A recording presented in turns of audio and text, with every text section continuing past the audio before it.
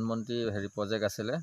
এয়া আমাৰ ব্লকৰ আণ্ডাৰত যেতিয়া আহিছে, আমাৰ গাঁৱলৈ পঞ্চায়তত খবৰ আহিছে যে অমৃত সৰোবৰ আঁচনি আহিছে, আপোনালোকে লওক।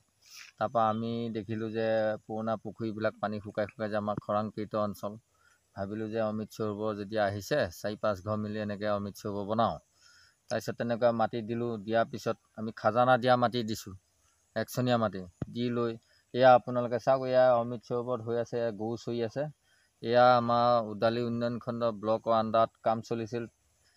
জয়ন্ত দাস ইঞ্জিনিয়াৰৰ জৰিয়তে তেওঁ কচুৱাৰ পৰা ভেণ্ডৰ আনি এয়া কাম কৰি আমাক প্ৰতাৰণা কৰি পইচা সোপা কি কৰিছে ন, লুণ্ঠন ৰাজ চলাইছে বুলি আমি অনুমান কৰিছোঁ মানে দেখিছোঁ। এয়া আজি 2 বছৰে এনেকৈ আছে। গতিকে এইবিলাক আৰু ফেঞ্চিং আপোনালোকে দেখিছে, ফেঞ্চিং হ'ব লাগে 3-4 চাইজ পোষ্ট, এনেকুৱা পোষ্ট দিব লাগে। তেওঁলোকে ইয়াৰ সৰু সৰু 1.5 ইঞ্চি 2 ইঞ্চি এনেকুৱা পাতি দি কাম কৰিছে। আপোনাক প্ৰতি ফাংফুংকৈ কাম কৰি এইবিলাক বৰবাদ হৈ গ'ল, এয়া উঘলিয়ে গ'ল ক'ৰবাত। গতিকে এই অমৃত সৰোবৰ নামত যেতিয়া গৰু ছাগলী চৰি থকা জেগা হয়, যে কেনেকুৱা কথা। গতিকে চৰকাৰলৈ অনুৰোধ থাকিল, আৰু DC মহোদয়কো মই ইয়াৰ অমৃত সৰোবৰ হৈ এপ্লিকেশ্যন দিছোঁ আজি এসপ্তাহ আগত।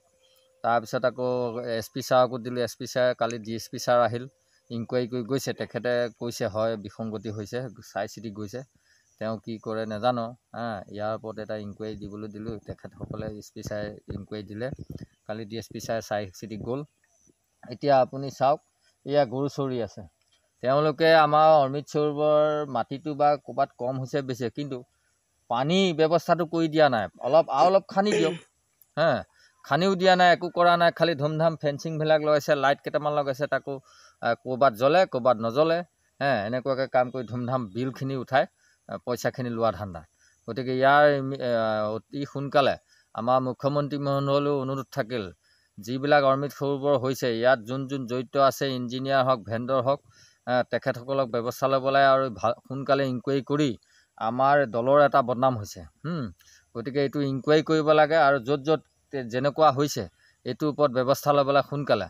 আৰু BDO বাইদেউলৈ অনুৰোধ থাকিল, এই যিজন ইঞ্জিনিয়াৰ আছে জয়ন্ত দাস, তেখেত এক প্ৰকাৰে ক'ব লাগে ঠিকাদাৰ বুলিয়ে ক'ব লাগিব। কাৰণ তেওঁ কচুৱাৰ পৰা ভেণ্ডৰ আনি ইয়াত কাম কৰিছে। গতিকে কচুৱা ভেণ্ডৰ ইয়াত আমাৰ উদালি উন্নয়ন খণ্ডত কচুৱা ভেণ্ডৰ ইয়াত অহা কথাই নাই। কাৰণ ইয়াত উদালি উন্নয়ন খণ্ডত ভেণ্ডৰ নথকা কথাই নাই। গতিকে ইয়াত লোকেল ভেণ্ডৰ দি কাম কৰক। আৰু কচুৱা ভেণ্ডৰ আনি কাম কৰিছে, ময়ো সেইটোতো বেয়া পোৱা নাছিলোঁ। কিন্তু এনেকৈ ৰাইজক ৰাম ঠগন দি অমৃত সৰোবৰ নামত এইবিলাক কি কৰি থৈছে আপুনি দেখিছে।